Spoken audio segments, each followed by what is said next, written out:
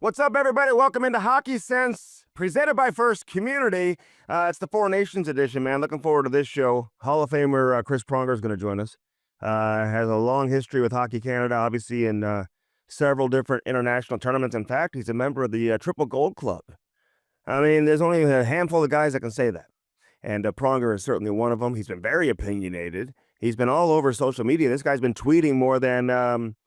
a beat writer during a game, who just gives play-by-play tweets, during the game. You know that guy? It's like face-off, offensive zone, penalty, turnover, big hit. It's like you don't miss a thing. Although you complain and you kind of chirp those guys that do that until there's a time you've got something going on that's preventing you from watching the game. And you check out those individuals and they keep you posted as to what's happening. You don't miss a thing. But Pronger's been very active on social media, going back and forth with a number of people, including chiming into some of the tweets that I put out there. I was curious how people felt about Shea Theodore, going down with injury. Vegas obviously is going to be out with him, be without him for several weeks now, as he got hurt just 6 minutes into the tournament. Listen, they haven't come out and said what it is, and I don't expect them to, but it looks like a broken wrist to me, just the way that he bent it backwards. And I shouldn't even say broken, but it looks like a wrist injury. And then the way the doctors were looking at it on the bench, he was ruled out pretty much immediately. And they came out right after the game and said, hey, he's out for the tournament. I don't know about this rule, though, where you can't add players. I mean, listen, this is an NHL event. You want to protect NHL players. You want to give coaches the flexibility. If a player blocks a shot, he's got a bruised foot, maybe he's not 100%. You'd like to have an option to bring somebody else into the lineup and maybe rest that player for a game, especially if it's not a meaningful game. Although in this tournament, man, a short tournament, you're not going to find too many games that aren't meaningful. I mean, Saturday night shapes up to be an incredible, meaningful game. Everyone focuses on Canada, how meaningful it is for Canada, and it certainly is, but it is for the Americans too. I mean, let's face it, the Americans win in regulation. These regulation wins are huge in a short tournament like this because you get the 3 points. 2 points for an overtime win, and then 1 point for an overtime loss. So, even in losing the game the other night, Sweden still gets a point. Canada gets 2. If Sweden beats Finland, which they should get 3 points, assuming they win it in regulation. Although, I mean, as much of a rivalry we talk about with Canada and USA, I mean, that Finland-Sweden rivalry is just crazy. I mean, they absolutely hate each other. I mean, Sweden and Finland absolutely hate each other. And I think if you were to ask a number of Canadian hockey fans and even former Canadian players, we'll ask Chris Pronger, like, what is the number one rivalry? Is it the games against Russia or is it the games against the Americans? Obviously, Russia's not participating this year, so it's all about the game with USA coming up on Saturday. But if Canada beats USA in regulation, now USA obviously needs to take care of business against Sweden, which is not going to be an easy task in their next game. I mean, Sweden looked really good against Canada. They've got, assuming Gustafsson continues to play like that, they're going to have a chance no matter who they play against. And they're so good defensively. They've got elite players on the offensive side of things as well up front. They're good. I thought Finland was good. I mean, I didn't expect the wheels to fall off the way that they did. Boldy getting the deflection at the end of the second period, I think, that kind of allowed everyone to exhale and just take a deep breath. Now you go into the, third period. Finland takes a penalty at the very end of the second period. Matthew Tkachuk just spins and throws a puck on net, and it goes off of a Finland defender and deflects off his stick and goes in. And now Team USA all of a sudden has a 2-goal lead. And now the floodgates just open. I thought Brady Tkachuk was the best player on the ice. I thought he set the tone for Team USA. I mean, both with his physicality, his intimidation, obviously scoring a goal.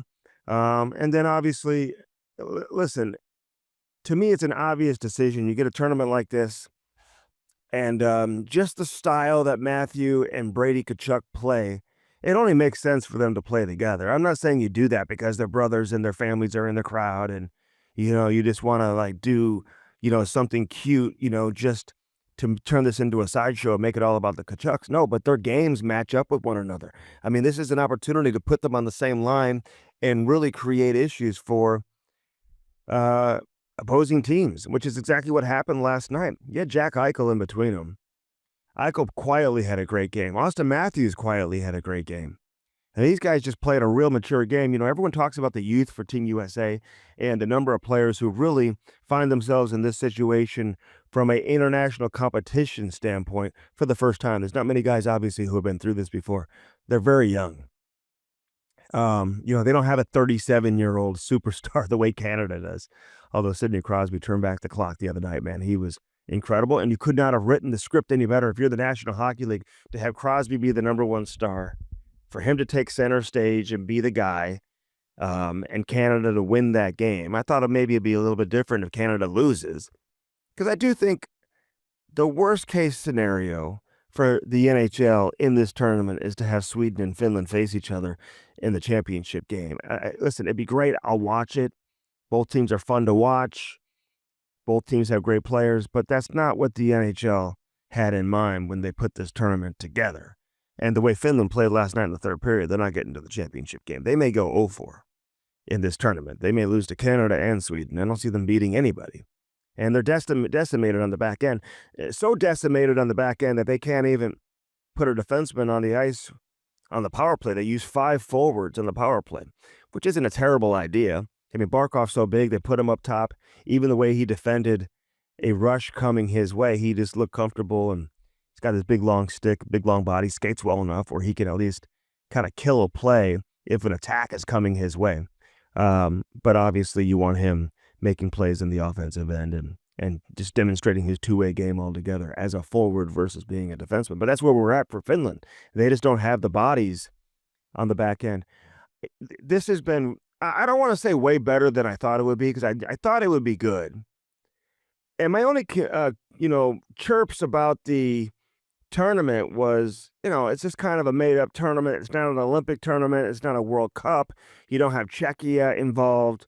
You don't have Russia involved. There's just too many superstars. And I'm talking elite of the elite of the elite superstars that are not participating in this tournament. And for an NHL-sanctioned event where you take 2 weeks off of the season, I mean, you want to showcase all of your superstars. So to not have a Kucherov, to not have a Vasilevsky, to not have a Draisaitl, to not have a Pasternak, listen, it's just not ideal. Let's put it that way. But I do like watching Canada play because they're loaded with all the elite players. And I like watching USA play because they're loaded with elite players. And you can make the same case for the two other teams as well, with, Sweden having the star power they have, and the Finns as well up front. I mean, you get Barkov and Rantanen and these guys. I mean, they've got some real good players, and they play hard. They play in your face. They're aggressive. They give you a second and third effort on the puck. And just by doing that, they should be able to stay in the game. UC Saros wasn't great, but on a number of the goals, he didn't really have a chance either. Kevin Lankinen, I would expect, would get the start. He's had an incredible year for the Vancouver Canucks. And I would expect him to get the start in Game 2 for Finland. They're going to have to make a change. Just getting text messages here, man, from some of these guys who are playing in the tournament, actually, who I reached out to. It's amazing. Everyone's pumping Brady's tires, man. Brady did set the tone. He was an absolute beast. An absolute beast. The big question mark comes down to goaltending. This is not your typical goaltending situation. I know the obvious response when people say, should you change goaltenders, is no, ride the hot hand. I mean, yeah, you typically do that in the NHL where you have a number one goaltender and then you have a backup goaltender. And yet you just typically don't make a change in that situation. You ride with your guy. Even in a short tournament, it's not like Aiden Hill, it's going to be so rusty if you put him in there, he's not going to be able to play. Bennington's played one more game than Hill over the course of the last several days. And I don't look at Aiden Hill really as a true backup to Bennington. I think Bennington's probably your best option in terms of who's the better of the two. But, Bennington, listen, he made the saves when he needed to make the saves. Now, some people would say, well, if he made the saves in regulation, he wouldn't have needed to make those saves in overtime. And listen, that's fair. I mean, sure, it's kind of stating the obvious, and it's true. But you just wonder what the design was and what the plan was entering the tournament for Canada. Did they truly say, hey, this is going to be a game-by-game situation. Let's see how Bennington does after the first game, and if he plays well, then we'll keep him in there? Or did they go into the tournament saying, hey, Bennington gets game 1, Aiden Hill gets game 2, and then the better of the two goaltenders, just basically get the ball the rest of the way. And for Canada's sake, you hope they find their way to the championship game. That's kind of what I would do. I don't think there's that much risk. Now, there's always the risk of being second-guessed. And, if you make the change and Aiden Hill doesn't play well, then obviously you're going to hear about it if you're Canada. So if you don't want to deal with that risk and you just want to stay the course and make the safest decision, then stay with Bennington. And it's not just the safest decision. It could be the best decision. I mean, I think he's your best goaltender. But did you bring these other two goalies with you to just not play? Like, are you planning on giving them a game? I think with the Americans, the options are just so strong. You put Jake Ottinger in there. I mean, geez, he's an elite goaltender. There's no real risk to disrupting anything. Hellebuck was fine. He didn't need to be great. The one goal he gave up wasn't good enough. I want to say this about the coverage, though, on ESPN. And I'm not here to complain about the coverage or chirp ESPN, but I will say this should have felt like a American show, a USA Hockey show. And to not have any USA Hockey representation on your panel just makes zero sense to me. It just doesn't make any sense. I mean, I love Messier. I like PK. I'm not saying they shouldn't be a part of the coverage and they shouldn't be on the panel. That's fine. But invite a Mike Modano. Maybe even see if a Patrick Kane wants to come be a part of it and work on television for a few days. I mean, they've used Chelios and Brett Hall and some guys in the past. Mike Richter, bring somebody who can speak on some experiences and tell some stories that are related to USA Hockey. Instead, it's an American show, and they're talking about, prior to the game, during the pregame show, Mark Messier is talking about his experience representing his native Canada. I mean, the audience doesn't want to hear about Canada leading into a game with USA. They want to hear about USA Hockey. I mean, you want to grow the game within USA Hockey, make it a USA Hockey show. I thought that was a big swing and a miss. That's a big swing and a miss for ESPN. I mean, come on. When they have USA Soccer international matches on, they always have Alexi Lawless on there. They'll bring Donovan on there. There's always some type of USA Soccer representation. And those guys haven't even competed or had near the same success that the Americans have been having in ice hockey when you look at how the teams have fared in recent years in the World Juniors and whatnot. The last big major tournament the men's side won for USA Hockey, you got to go back to 1996, obviously. But even in 2002, they made it to the gold medal game. It was an incredible game. And they had a lot of success in Salt Lake City. Bring somebody on from that tournament, from that team. I mean, come on. It's not that doesn't take a whole lot of thought. You may have to spend some money because you got to pay somebody. You got to bring them in. You got to pay for their services. Get somebody in there from USA Hockey. I don't need, and listen, PK and Mark Messier, it's not about them. But it'd be nice to see somebody on the panel who has worn the red, white, and blue in the USA jersey in the past. Is that too much to ask for? I don't know. If I'm being ridiculous, you can let me know. Those are little things. It's just small details. But this is a USA show. It's an American hockey show. It's not a Canadian hockey show. And I didn't feel the same way when TNT did the game with Canada and Sweden because USA wasn't playing. And, I love the fact that Gretzky's involved and, he's got so much history with Hockey Canada in addition to everything he's done as an NHL player. You love having Gretzky involved, and I love having Biz and, Ace, whoever. But, if they're doing a game that involves Team USA, I'd like to see somebody from Team USA be represented who can speak on behalf of the program, who can speak on behalf of past experiences from past tournaments that they participated in. Tell us some stories. I know it meant a lot to Mark Messier to play for Hockey Canada. I'm sure it did. I understand. He's an absolute legend. He's one of the best we've ever seen in the history of the game. Take that to TSN. Take that to Sportsnet. For ESPN, we need something that can set the tone for an American audience. And if I'm USA Hockey, I'm like, come on, ESPN. If I'm the National Hockey League, come on, ESPN. Get somebody in there to represent the red, white, and blue. That's all I'm saying.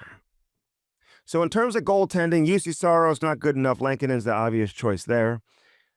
If they want to stick with Binnington, listen, I'm a Binnington guy. I thought I was so happy he won that game. He needed that because there was so much, second guessing coming into the game about goaltending. If the goaltending for Canada was going to be good enough and all of that, I didn't want to see Binnington go in there, not play well and lose the game. I didn't like the first or second goal that he gave up, to be honest with you. I think a lot of people would agree with that. The second goal was getting a lot of attention from Kempe. The shot was from distance. He's a hell of a shooter. Went right through him. May have been deflected on the way. The other one was probably deflected too from distance. It just didn't look like Binnington had a good read on it, couldn't track the puck. It went right in the middle of the net, and he went down. And maybe they teach you to do that if you're a goaltender, although I'm listening to Carter Hutton and some other guys say otherwise. Wayne Gretzky said otherwise. Darren Pang said otherwise. So I'll trust their opinion. I felt like Binnington, in most cases, would stop that puck, and I think if you were to talk to him, he would say, yeah, I probably need to have that. Certainly the second one. The third one, nothing they can do about that. I didn't like the icing right before that by Parayko. Parayko got beat net front, but I thought Parayko played a good game and played very well. It's different for him. He's not used to having these guys on the ice with him all the time. He gets the puck at the top of the point. He's patient with it. If there's no play, just rim it down, behind the net, but there's nobody there. Typically, and it's not like you're playing with Toropchenko and Sundqvist and all these guys who are expecting that rim. These guys want to come over the top, whether it's Marner or McKinnon or McDavid, whoever it is. They get their feet moving. Braden Point, they come over the top. They want that pass, kind of in between the circles, just above the slot, where they can kind of create and do their thing from that standpoint. They play that puck possession game. So that's a little bit of an adjustment. I thought, though, Parayko, I thought he was aggressive, though. Had a couple of shots on goal. I think he had 3 shots on goal. He shot the puck real well from the point. So, listen, that was a hell of a game. It got off to a little bit of a boring start, even though Canada had a 2-0 lead, but the overtime was incredible. And I know a lot of talk about 10-minute overtime. You got a lot of superstars saying, hey, I can't do this for 10 minutes. I mean, I didn't know they played the entire 10 minutes, but come on. It's better than a shootout. And even Nathan McKinnon said maybe 7 minutes. Well, fine. I'm not saying it has to be 10 minutes, but if they can extend it beyond 5 minutes to allow us to see more games end prior to going to the shootout. And you see the majority of overtime games, they don't get to a shootout anyway. But I just watched the longest shootout I had ever seen live in my life. Right before the break, the Blues and the Blackhawks, I was working the game. It went 10 rounds. And I will say, seeing a shootout, even going 10 rounds, it was not that exciting. It just wasn't. There weren't great moves. Both goaltenders were making saves, made it look a little bit easy. Thought the shooters made it look a little bit easy on the goaltenders. Radek Fox ended up ending it. I mean, sure, it's exciting because it is 10 rounds and the way the game ends and whatnot. But, watching one player go after the next, I'd rather watch a bunch of 2-on-1s and breakaways and see an overtime, if you're going to do it that way. Chris Pronger, he's going to have lots of opinions. He'll join us here in a couple of minutes. I'm looking forward to that. Coming up with Prongs. First Community brings us Hockey Sense each and every week. We talk about the small business lending, man, how important this is. Hey, if you run a business, listen, I'm talking to you right now, all you business owners. Are you ready to take the business to the next level? Yes or no? First Community, hey, they offer competitive rates and commercial loans. They have lines of credit. They've got the commercial credit cards designed to help your business thrive. They also have this dedicated team to help you get the funding you need so you can seize new opportunities, man. They're never going to say, hey, you can't do this. They want you to explore and take advantage of the drive that you have inside to do something different. So if you didn't know First Community did commercial loans, that's okay, because now you know. Commercial vehicles, equipment, real estate, even SBA loans, they'll do those too. So First Community, they've been in business for over 90 years. We talk about everything they do. One of the best places to work, one of the best banks in America. 90 years, man. You know you're doing something right. They want to see your business grow. Right in our town here in St. Louis, man. You can deal with them face to face. Stop into a branch today. Firsthand, for Four Hands Brewing Company, they make that mango lemonade hard seltzer, the Cam and Strick podcast mango lemonade hard seltzer. It's the best hard seltzer on the market. Get one today. I know there's a lot of good seltzers. This is by far the best one. We personally taste tested, dozens of different flavors to come up with the right one. And we did this with mango lemonade. We did not make a mistake here. We've made some mistakes with some other stuff, Cam and I. We didn't make a mistake with the mango lemonade hard seltzer. It's incredible. Pick one up today. Check out their incredible tasting rooms, 1220 South 8th Street in downtown St. Louis. You've got the one in Kirkwood, which is incredible. Date night in Kirkwood, man. Do that. You can take the kids too, but the kids, the experience they'll have at the Chesterfield location is unbelievable. You got the big screen outside, the lawn area, all the games out there. Kids are playing soccer and whatnot. So check that out. Four Hands Brewing Company, First Community, also brings us Hockey Sense. Dirt Cheap Fun, your one-stop party shop. Do not sleep on the party goods that they have there, all the paper goods and whatnot. The party supplies, the decorations, the beer, wine, and booze. They've got that walk-in beer cooler. They've got incredible cigars, too. Get the app today. Download the app. The deals are so good, they call them steals. That's how good they are. You can do curbside assistance if you want to pick it up curbside. A lot of their locations have drive-thrus, too, so check that out. Dirt Cheap Fun, your one-stop party shop, baby. Cheap, fun. But find the location nearest you. Again, find which ones have the drive-thru. You can shop from the app and then just go pick it up, man. It's you don't have to get out of your car. How nice is that? With Dirt Cheap Fun, your one-stop party shop. Lordo's Diamonds. Get that special someone, something special in your life. Today is Valentine's Day. Happy Valentine's Day to all of you. Are you looking to pop the question? I know many of you have probably taken my advice and they headed over to Lordo's to see Mike and Jimmy Lordo over the last couple of days. Last couple of weeks. They've got the best selection, best customer service, best everything over there at Lordo's Diamonds, right there in the heart of Ladue, right next to Truffles. 314-432-8008. Check it out. LordosDiamonds.com. They've been in business for 70 years too. They're incredible. Say hi to Pat also. She's awesome. They truly treat you like your family. It doesn't matter if you're going in there, you walk in with a $100,000 budget or a $500 budget. Whatever it is, you're going to get treated the same over there at Lordo's Diamonds. All right. First Community brings us Hockey Sense. Chris Pronger is next. We've got our Canada jersey up here, our USA jersey, thanks to our friends over there at Fanatics. Pick one of those up. They got the Four Nations face-off patch right there. You can't miss that. So you got to love Canada. You got to love USA, man. We represent all of North America here on Hockey Sense. Hopefully those teams will face each other in the championship game. They're coming up on Saturday. It's going to be a hell of a match. Can't wait to see that one on Saturday night. Chris Pronger, the Hall of Famer, joins me next here on Hockey Sense. I'm Andy Strickland. We're live at the Half Coast Studios. Aiden's in the house. We appreciate everybody's help from Half Coast Studios. Prongs is next. Don't go anywhere. We only bring triple gold members onto this show. And those who are very loud on Twitter right now. Listen, you have been re-energized over the course of the last few days. I love how into this you're getting, Prongs. I feel like it's like nostalgia for you. It's like bringing back some competitive juices to see Canada back playing on the big stage. I think it's been more the haters saying that these guys weren't going to play hard and they thought it was going to be like an all-star game. You know, it's an insult, number one, to the players, but to events like this, these guys have been begging for these types of events, and people are just looking for anything to complain about.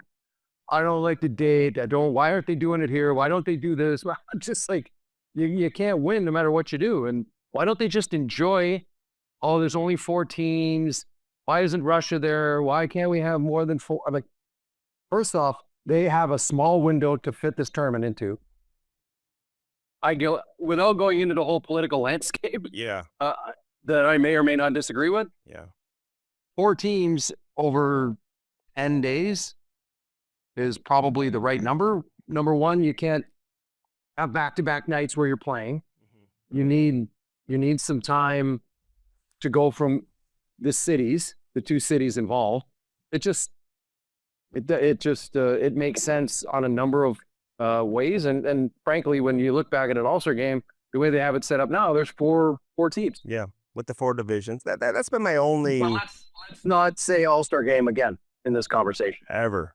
Did you enjoy playing in the All-Star game? That's the only time I'm going to say it. When it was a good game, Was it ever a good game? yeah. I mean, it's going to be high scoring, but they won a couple of the games. The Toronto game in 2000, I think, was maybe 7-6. You playing any All-Star games? Guys are out there not going 100 miles an hour, but they're trying. You play in any All-Star games with Mario? My first All-Star game was Gretz's last, which was 99 in Tampa, I think, or 98. I don't think so. No. There was a couple that I was hurt for LA, which I think was 03, 02. And then another one, or was that 01? And then 02. I don't know. I got hurt right before. That was 01. I got hurt right before the All-Star game and chose to have knee surgery, which was a mistake. And then broke my wrist and then went through that whole ordeal. So there's a lot of things that happened pre and post All-Star games, but it's for another day, Andrew.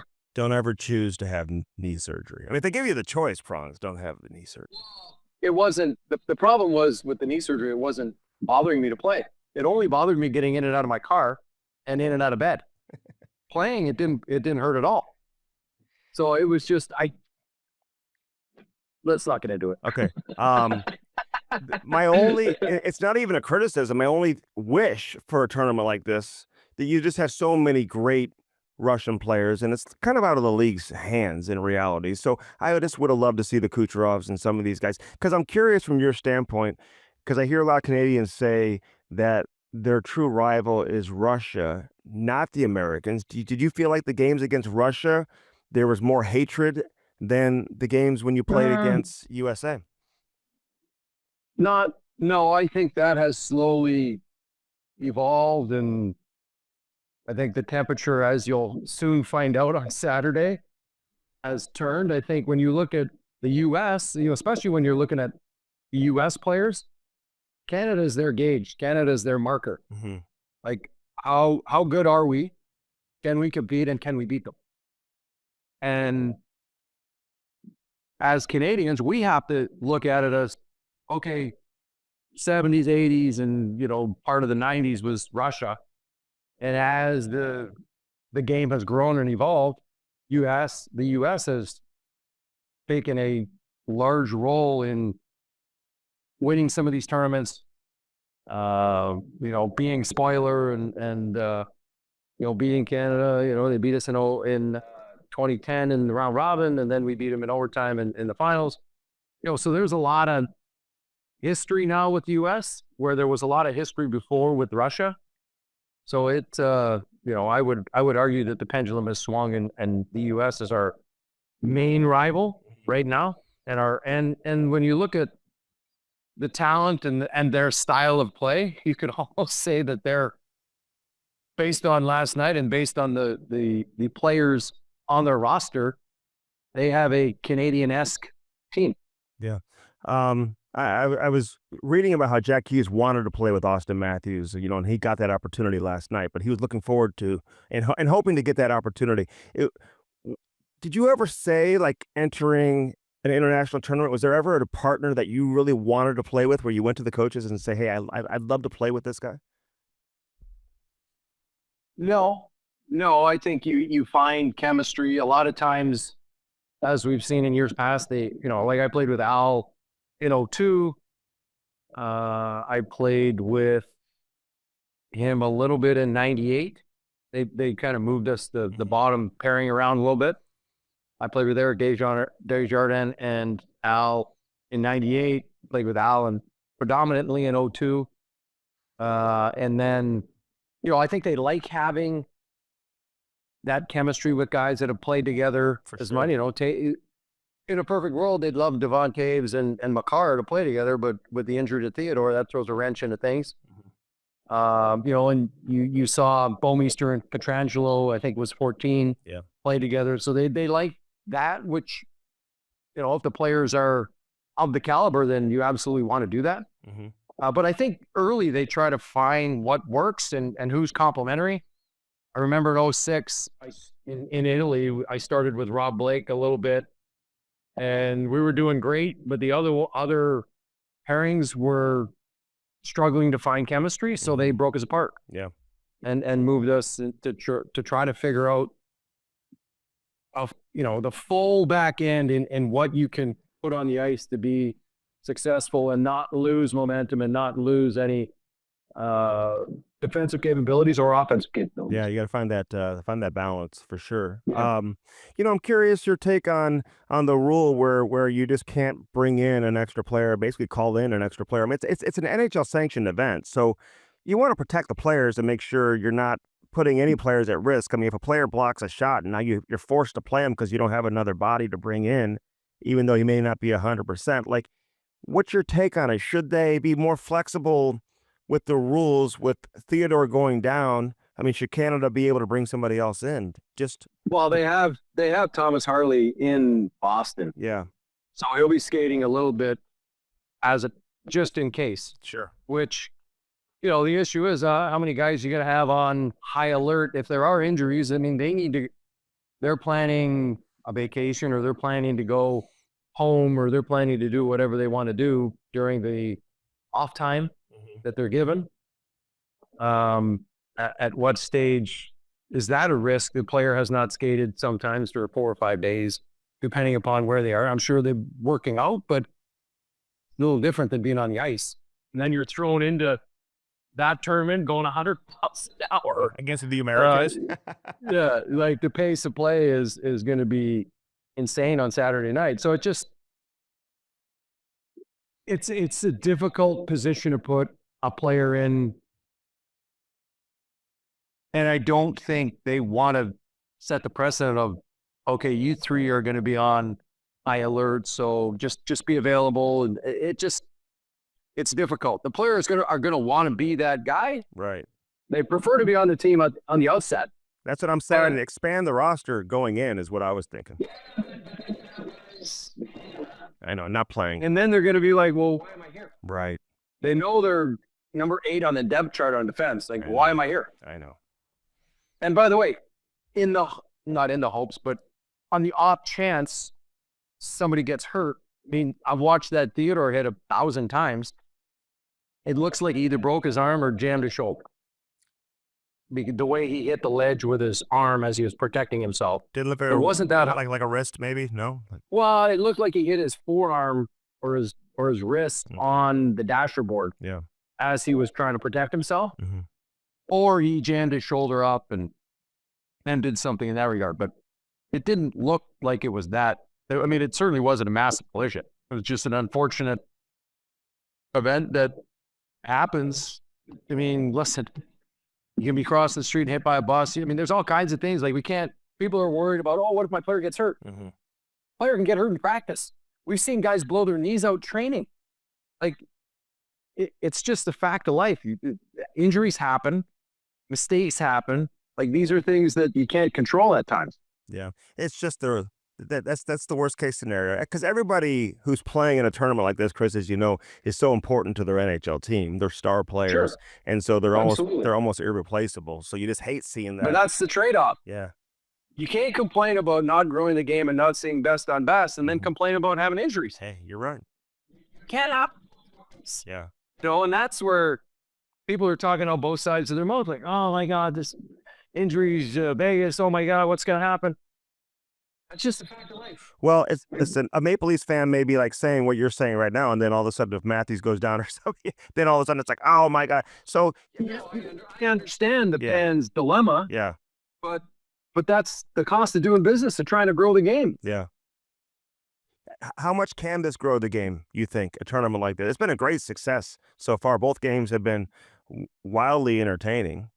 Well, I think now that there's going to be some consistency, they can now use it as a springboard, then to the Olympics, then to the World Cup, then back to the Olympics. Then, it gives the players an understanding of every 2 years we have a big event.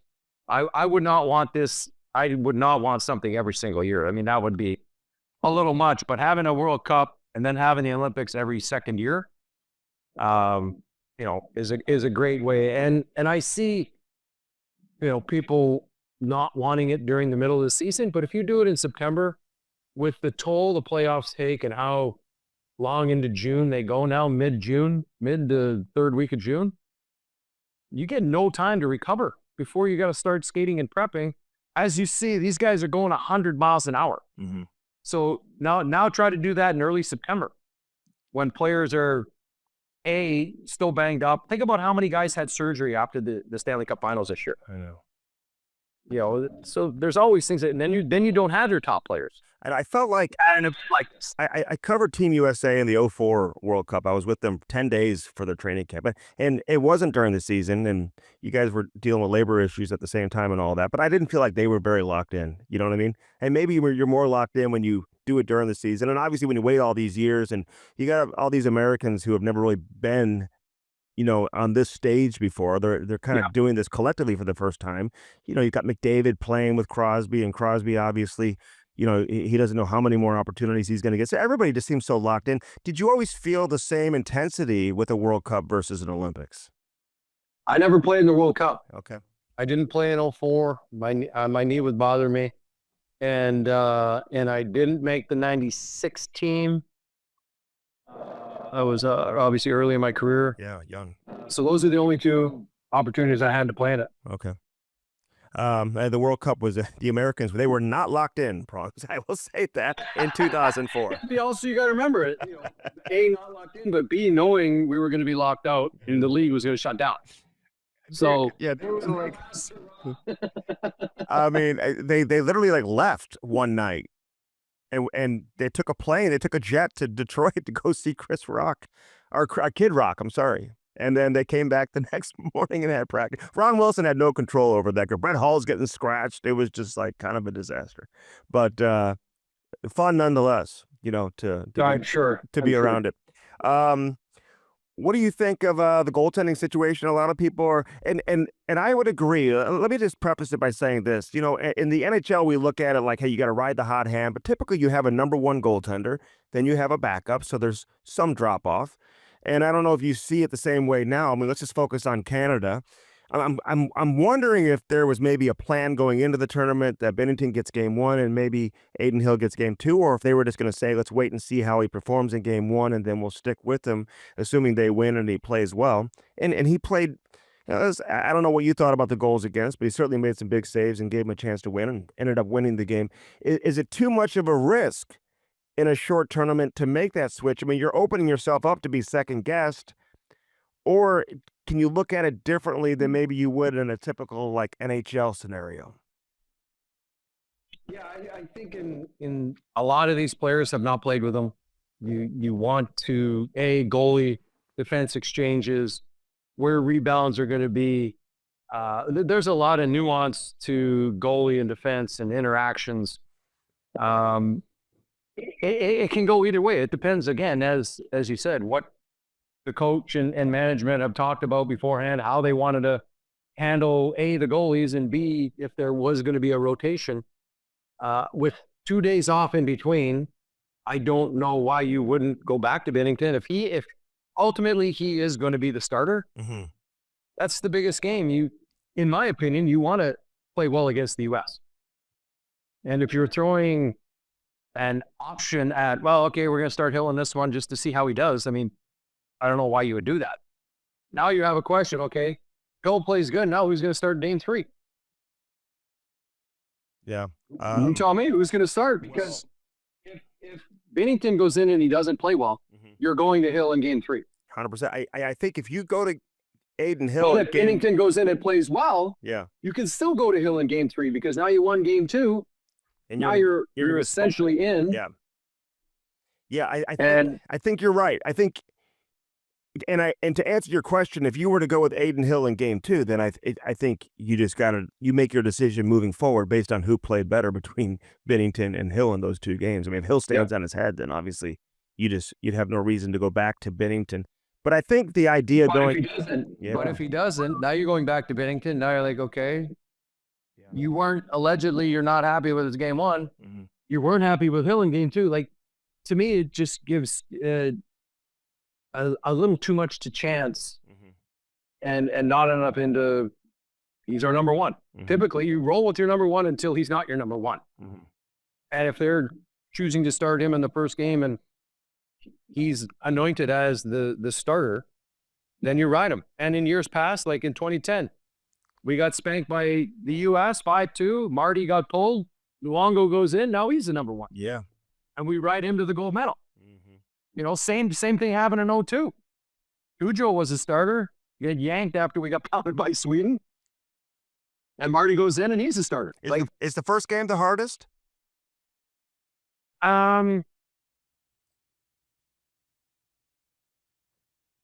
Yeah, yes. Because you're trying to find the chemistry, A, in the lines. B, you're so excited. Like, the game the other night, Canada-Sweden, I mean, Canada came out shot out of a cannon. They're just flying around. And then you could see it just kind of, the temperature drop a little bit in the second period, and Sweden's hung around and just stayed with it. They started to tilt the ice a little bit. The momentum shifted. Sweden started kind of applying pressure. And then by the third period, they had battled all the way back. And frankly, probably should have won with some of the chances in that. And then that's when Bennington, it's not the saves you make, it's when you make them. Yeah. And he made the key saves when he had to make them. Yeah. That's what Mitch Korn used to always say. It's not about how many you make, it's when you make the saves, It's the timely saves. It's interesting. I mean, McKinnon and McDavid, these guys are so fast, Chris. And McKinnon, he almost looks faster than McDavid until McDavid gets the puck and he goes up the ice and you're like, damn, he maybe is faster than McKinnon. They're both unbelievable. They make guys like Cirelli and Hagel in a situation like this, they make them look like fourth line players. You know what I mean? Because they play at such a different pace. I mean, it's fun to watch. I mean, it really is. And I love the fact that these guys are taking it serious, and people making a point of McKinnon on the ice before practice with Crosby, and they're working on. Why wouldn't it? Yeah. Like why are people questioning A, their integrity, but B, their will to win and their drive? Yeah, I'm with you. And their motivation and their pride. I don't. What have those players done throughout the course of their careers that would indicate that? That make you think that they wouldn't. Yeah. Yeah. Like, at no point in any of those players' career on any of these teams. Mm-hmm. And they're playing for their country. And if I'm Nathan, I mean, listen, they're good friends. You only get so many opportunities to play together anyway. Why wouldn't you go on the ice beforehand and pick his brain and do some stuff together? You know what I mean? Like, you take advantage of the opportunity there for sure. How much coaching goes into these games, you think? Like X's and O's, hockey sense coaching, none. Okay. It's more the system that they want them to play. Mm-hmm. In that regard, that would be the X's and O's of the coaching. These are the systems we want to play. Here's how we want to kill penalties. Here's the power play. They got XYZ players together. Here's the options that you can start with. And as we know, once Deshaun goes on goal, then it's, you're going off instinct and you're looking for seams and holes and players are moving in certain spots. You're watching video of how, if you're Canada, you're watching video of how the U.S. killed penalties yesterday and you're thinking, okay, in this situation, puck goes on net, it goes into the corner, I could pick it up, curl, this lane and this seam are going to be open. Yeah. Based on how they're defending and how they either collapse or how they protect. There's always stuff that you can freelance off of a shot. You can't freelance when teams are set. It's always off of a shot. Is when you can start to freelance and start to look for seams and holes. It's interesting watching. a guy like Parayko, for example, because, he gets the puck, he's got time, but, his typical play that you'd see him make with the Blues, just rim it back behind the net. You got Torpchenko and these guys expecting that rim. With Canada, I mean, it's Marner and McKinnon and McDavid. They're circling around the top of the circles. They're wanting that puck there. So I think that's where it takes some time to develop that chemistry with playing with elite players like that, right? Absolutely. They don't want you to dump it in. And I would argue last night watching the Finn U.S. game, all the Finns did was they got it back to the point and they just threw it back around. They rimmed it around the boards a couple times. The U.S. got it, and then they went back on the attack. I know. So when you're playing with high-level players like this that are talented and see the ice the way they do, you have to adjust your game, especially on the back end when you're used to playing with other types of players, grinders, whatnot, depending upon your system. Mm-hmm. You need to be looking for that open ice, because they're going to find that open ice. Yeah, for sure. I know. I do feel bad for Rantanen and Barkov and some of those guys. I mean, Finland had to use 5 players on the power play. They don't even have a defenseman that they trust to put out there with Heiskanen being out. I mean, they don't really have another option to go out there and quarterback the power play, which is interesting.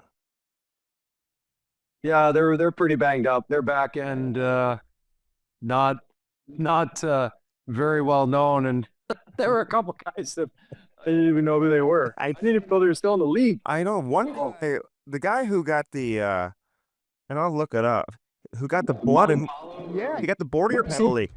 Is he playing in Finland? Where is he playing? They're not allowed to have non-NHLers because it's okay, an NHL. I don't know. He was like, I noticed it right off the bat because he and Brady got involved in a scrum, early in the game, and I'm like, I meant to look this guy up to say. And then he had the boarding penalty. It's a pretty dangerous play, actually. Well, it was dangerous play, but he did not. You could see he was not trying to. The outcome was not what he expected. He plays for Ottawa. He's got. Oh well, there you go. He played 8. He's played in 22 games in his career, 18 games this year. No goals, no assists, no points. So no points in his. He's got great stats. But he's got a couple of penalty minutes. Hey, I know it got a lot of attention to put. However, this is great experience for him, and I guarantee you, playing at this level is going to help him bolster him when he gets back to Ottawa. I guarantee that. Yeah, and it's interesting now learning that he plays for Ottawa, and it was Brady who was going right at him. Hey. Doesn't it make complete sense just to put Brady and Matthew together? Not because they're brothers and it's going to make everyone, warm and fuzzy and talk, create storylines. Like the way they play, it would make sense to put them together. And they made the adjustment mid-game yesterday, and the team just completely took off. I loved Eichel between them. I thought Brady was the best player on the ice, Prongs. I don't know about you. Physical, creating turnovers, wreaking havoc every time he was out there. You could see both of those guys are excited, A, for this tournament, B, to play together, and then C, based on the commentary pre and post game, they're excited for Saturday. Is it hard for a guy like Matt? Not hard, but like guys like Matthews and these guys, if you don't score right off the bat, you feel like they want to get one, right? They want to make a difference. And he had a pretty strong game yesterday, even though he didn't score. But for those guys, like, how important is it that they get on the board, Listen, it's a short tournament. They won 6-1. At what point, you're not necessarily trying to run it up. You're not playing soft, but, it's 6-1. You're trying to get the game over with now and think about Saturday. That will be the game you want him to show up for, and you want him to either A, produce or have a really good game. Mm-hmm. It's not always about producing. Again, we got a collection of elite hockey players playing together. Yeah. They're all not going to score. They all have different roles. Yes, he's a scorer, he's on the power play, whatnot, but you have other talented players accepting defensive responsibilities and roles that, I think as long as they're winning, he's creating opportunities. He's creating, high scoring zone chances. He'll be pleased with that. But yeah, you want to score, you're not going to press if you're winning hockey games. Mm-hmm. One more question, then I'll get your take on Saturday night. Who you think is after seeing both teams play? So one game so far, what you think we can expect on Saturday? But you played with Crosby. He was much younger. It, what were your takeaways from playing with him as a young guy? Did he fit in with the veteran guys? Like, do you spend a lot of time talking to him? Like, what were your takeaways, and what do you see from him now versus when he was younger, still playing at the highest level? Yeah, it was 22 back then. I think for him, what you see now is what you got back then. You could almost call him an old soul. Very mature, very much into the details, preparation.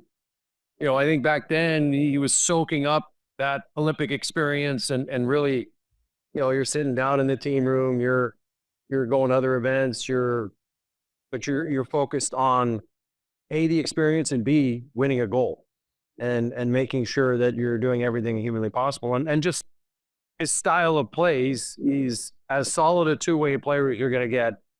Face-offs, incredibly smart in the defensive zone, always makes the right play, knows when the lines are very important, in and out at the blue lines. The goal the other night to the OT winner, having the wherewithal to look a couple times to make sure Marner was where he was. Was he coming with speed? It's almost like he was looking at him like, hey, come up behind me, get going, making that eye contact that those top players can make. And then having the wherewithal to get back on side, knowing, okay, I made this play, I did this loop, now I got to get back. I know. Because he's coming in with speed. But just to see the dedication at 37 that you saw at 22, and he obviously takes great pride in his game and the game itself. He's been a face of the league since he came in, and was it 2007? Mm-hmm. I think it was 2005, 2005, 2006. Yeah. So you look at from that point to now, he's gained a lot more experience. Yeah. But his game itself has evolved a little bit. But what you got then is similar to what you see now. And that's a testament to how hard work he puts in and how dedicated he is to the game and his craft and continually evolving.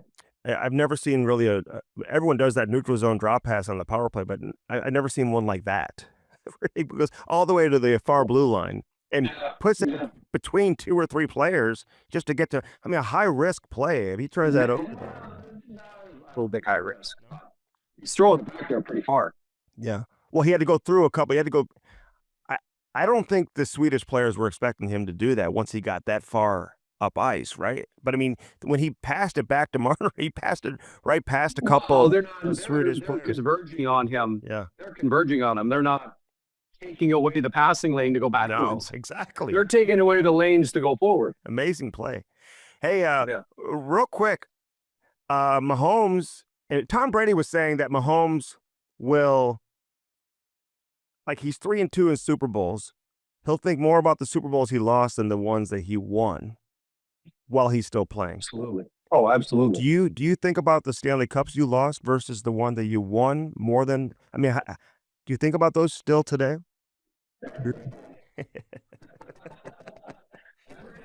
Every day. What could have been? What if? There's always moments in these games where you think back on you could have won this game, or what could we have done better? What did I not do? There's always those moments, when you're talking to people. Like I was talking to somebody the other day. He's like, "Oh, you only won one cup." I'm like, what? Oh, sorry. You went to 3 finals. Yeah, 3 miles, great, but I only won once. And it just goes to show you, it's as we all know, it is not the easiest trophy to win. It is arguably the hardest trophy to win in pro sports, and it takes a village. It takes everybody pushing in the same direction, believing in one another, playing at a high level for 2 months, and you could argue now 4 months. in the lead up to the playoffs and the push you have to be going and everybody firing on all cylinders as the playoffs begin.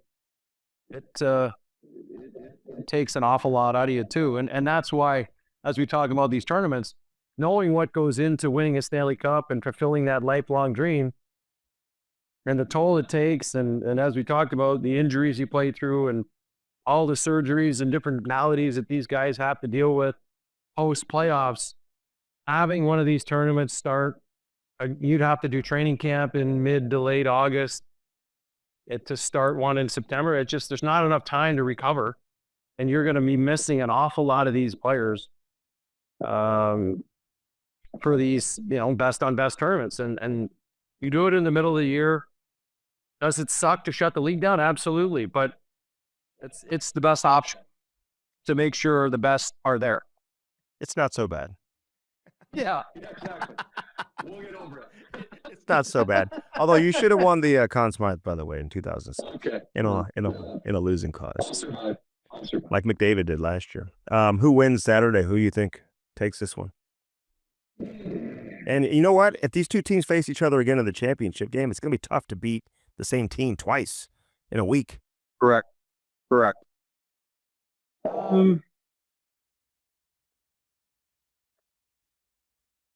I think when you look at the two teams, you would give the U.S. the advantage in net.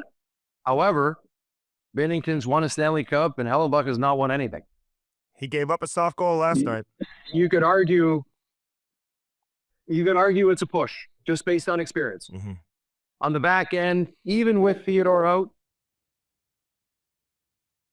I think the slight edge goes to Canada. Yeah, without Quinn Hughes, it certainly does. Yeah.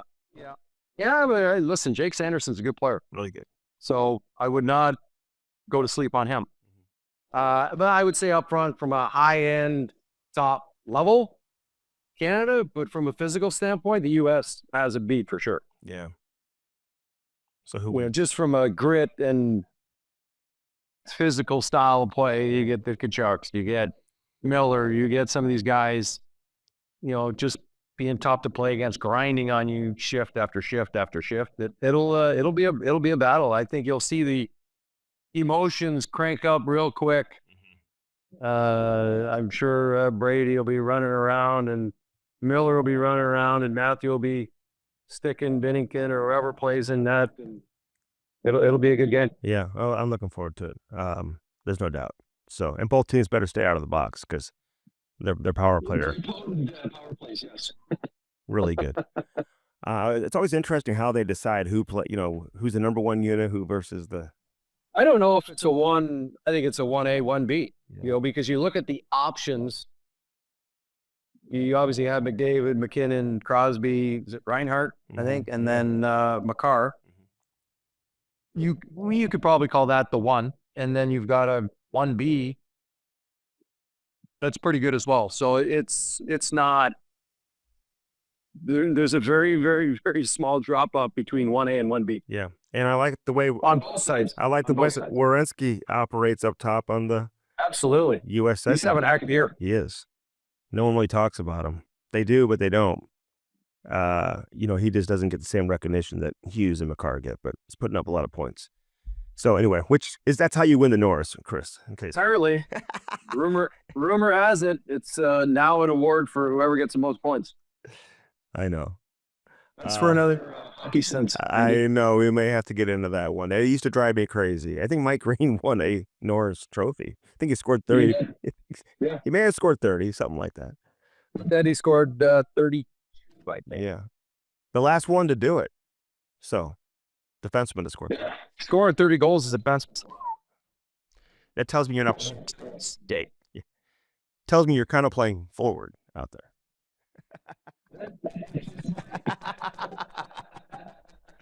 Kind of like your Carlson in San Jose. That's right.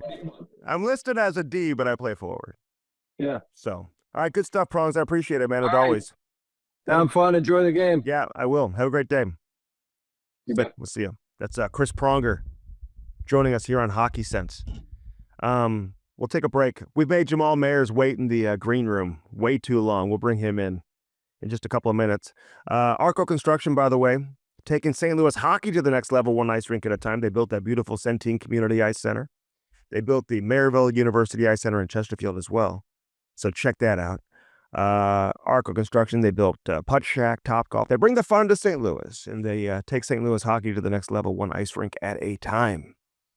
If you're in the market to build a rink, contact our good friends, Jeff Cook, John Comlos, everybody with the team over there at Arco Construction. Let's bring in Jamal Mayers. He'll join me next. I'm Andy Strickland. This is Hockey Sense brought to you by First Community. Do not go anywhere. All right, we go to Quebec for this next segment of Hockey Sense brought to you by First Community. Jamal Mayers joining us. The Pee Wee Quebec tournament is going on. Are there just kids everywhere, hockey teams everywhere? I mean, it is an absolute hockey mayhem. Evan, the rink is beautiful. The atmosphere is electric. The city is covered in snow. It's colder than any of these kids have ever experienced. It's awesome. So does Pee Wee Quebec, the tournament, does it just take over the town? Like, do you see signage everywhere? Everything takes. It brings in, I want to say, over $20 million of injection into the community. So this is the talk of the town. This is the number one thing in the entire province right now. And it's an exciting time for all these kids. And it's more than just the hockey. The hockey is an amazing, cool experience. The kids are trading pins at the rink. They're trading pins in the lobby of the hotel. They're meeting different players from all over the world. And our kids get hooked up with their billet families tonight, who they'll be staying with the next 9 days. And so it's an exciting time. And we have one more exhibition game this afternoon versus Montreal. And then we play our first real game tomorrow at the big rink where the Ramparts play. There should be, we're told, between 10 and 12,000 people at our game tomorrow night. So how many teams from Montreal are in the tournament, or do they just have one team from Montreal? One team. Similar to what they probably would do for the Brick. Mm-hmm. I'm not sure what team they're choosing, but it's one team. It's not. It's definitely not a collection of teams. All right. So does the Pee Wee Quebec tournament still bring teams over from Europe? Do you have teams from outside of North America? Yeah, I definitely know there's a Slovakian team that we played in the tournament earlier in the year. They're here as well. Yeah, there's definitely teams from Asia, from literally all over the world. Television cameras? Is there media out there at the rinks? I haven't seen media, but they do provide their own coverage. Everything comes at a cost. Yeah. So if you want to watch the games, you got to buy this specific package. You can't have your own cameras there. That they control every element of it, and they do a great job. Yeah. Okay. And you just got to get them locked in now, right? When it's game day, then you try to get into some type of routine, I would imagine, to get them focused on the game. Yeah, that's the challenge, right, Andy? It's like you want them to enjoy the experience, enjoy the. We went dog sledding yesterday, which is an amazing experience. We had to drive in the snowstorm to get there. That was amazingly fun. But you're right. Then we've got to dial them in to get ready to play. It's not an easy thing to balance, but that's the challenge of the coaches, and the players got to try to separate both of those things. How much have you guys talked about this tournament throughout the course of the year? Is it brought up all the time? Is it always building towards this point? Yes, I think that the kids we've been talking about this for 2 years. We've been talking about it when we saw the 11s doing it. Mm-hmm. We've been talking about what we're going to do fundraising wise to be able to lessen the burden for the families, to allow them to have this experience. And so we've been building toward this as a season as well. We want to be playing our best hockey. I feel like we have heading into this. So we've got to bring it today, and we've got to bring it more importantly tomorrow. How many teams are staying in your hotel? Are there teams is your hotel just packed with hockey teams? Yeah, the Strepto Frontenac that we're staying at. Notice that my French accent has come back, being immersed in this for a little bit. Well, it wasn't bad at all. There's probably 12 teams staying at this hotel alone. So the energy is palpable. There's 4 different restaurants and bars in the hotel. if you didn't want to go outside, you really wouldn't have to. But we've done a great job of getting the experience out there, going to the Quebec restaurants as a team, enjoying the experiences for the families who a lot of them are going to be here on only the beginning 4 to 5 days of this trip. So we're trying to pack in as much family events and things we can do as a group. You been eating that poutine or what? I have not yet. I have not. Are you on a diet? Is that what it is? Eat this. No. Just I know it's everywhere. I'm kind of waiting for like the good one. Like Yeah. I want to make sure if I'm going to do it, if I'm going to indulge, it's got to be a good one. Well, you may have to ask the people on Twitter or something. Where's the best poutine to go to in Quebec City? You know, it's interesting because I mean, not far away from you is where the Four Nations face-off is taking place. So I'm sure you're paying attention to what's going on there. But that's kind of crazy. It's right down the road. Is that getting a ton of? Are people talking about that too?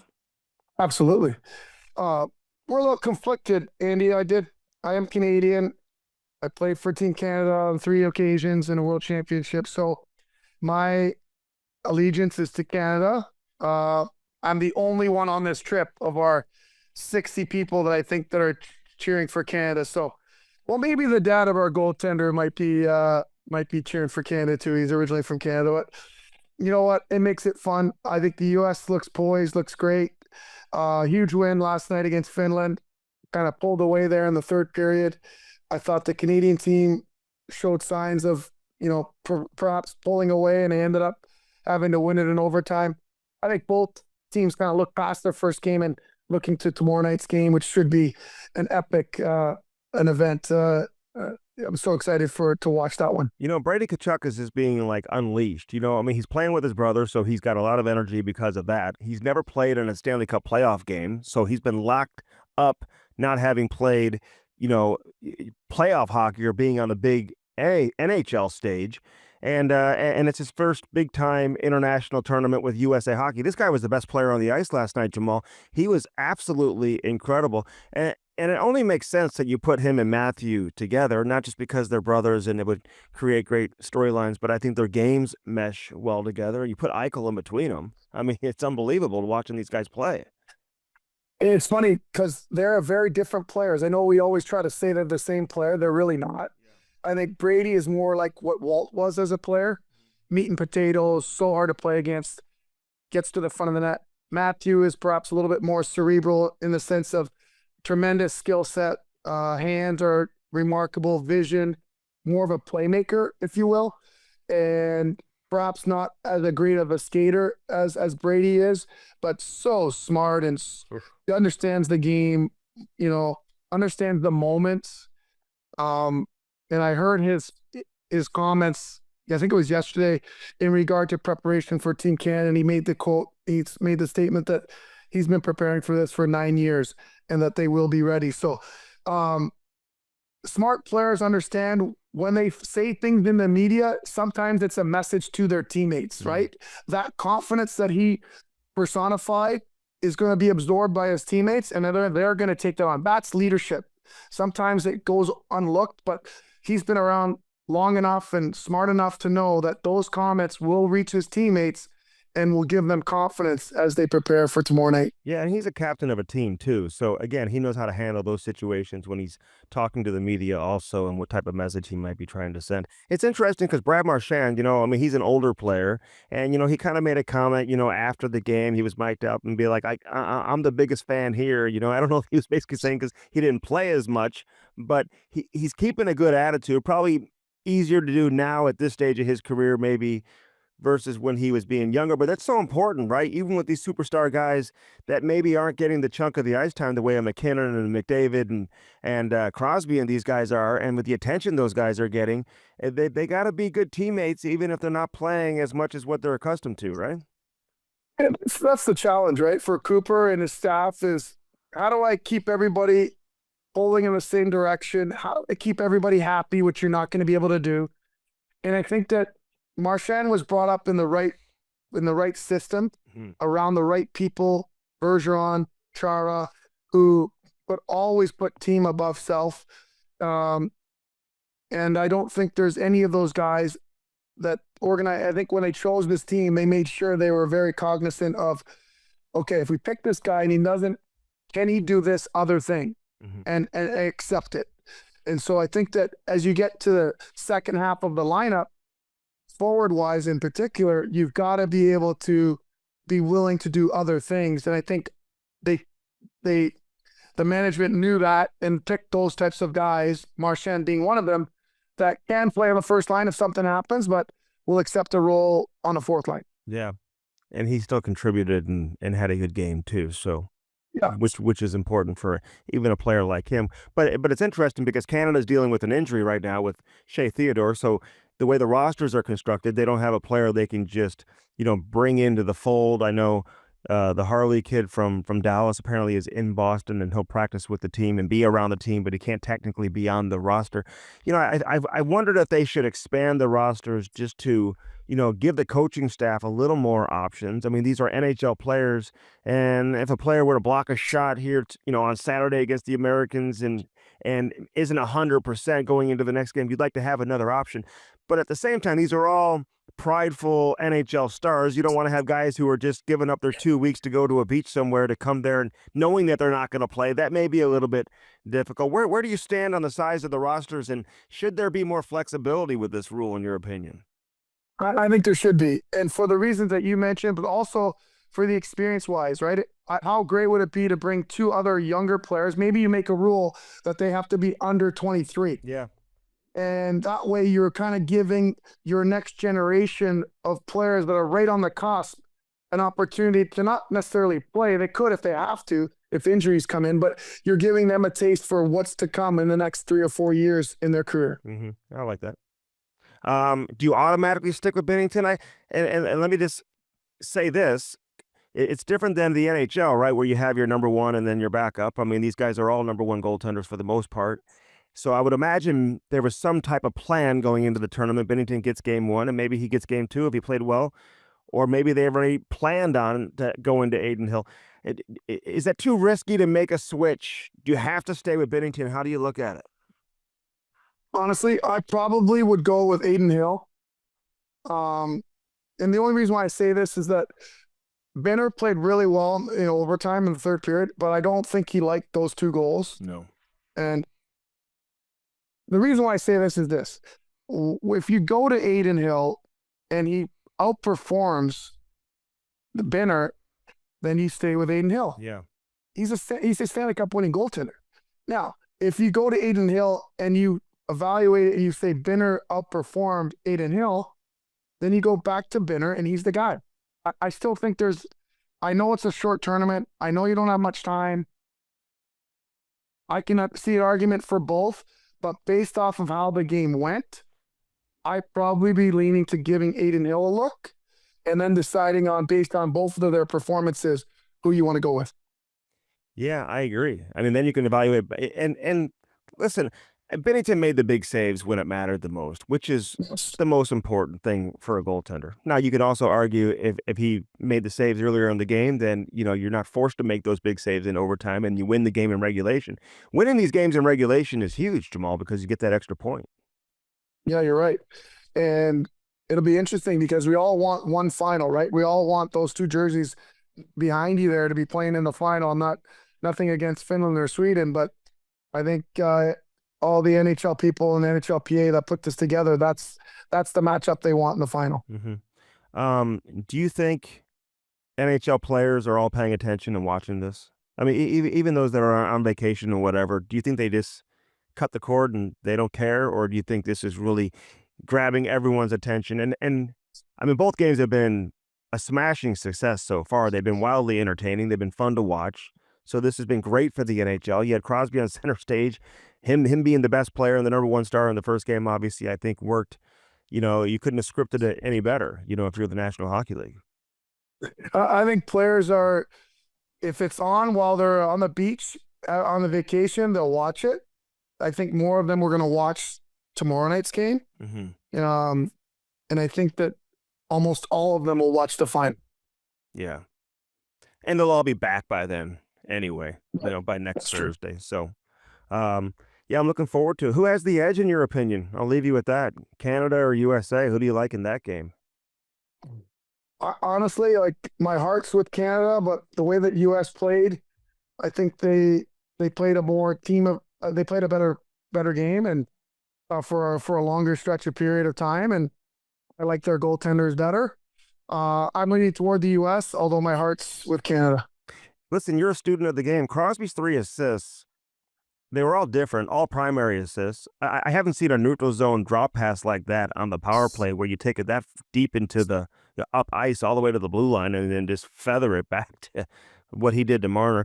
But, I mean, his second assist in terms of how he protected the puck on Stone's goal was amazing. I mean, his first assist on the power play to McKinnon was incredible. Which one was your favorite? Which one was the most impressive for you? Jeez, I think the drop pass was probably the most impressive. When you're a hockey person like yourself and you watch him drop and you're like, what is he? Oh. Like your first reaction is, what is he doing? Yeah. And then you realize what he's doing. Like that's thinking on another level, another planet. And so like I wonder in my mind, like when did he decide he was dropping it? It had to have been when he crossed center ice. He must have saw where Marner went. Like to think about that. So you can't decide that when you get to the blue line. He decided that when he got to center. Mm-hmm. So to be thinking that far ahead is just remarkable. And then he stayed onside, got back onside, and he put it right on Marner's tape. It was like a hard pass too. You know what I mean? Who's the first player you ever saw do that? Was it the Sedins?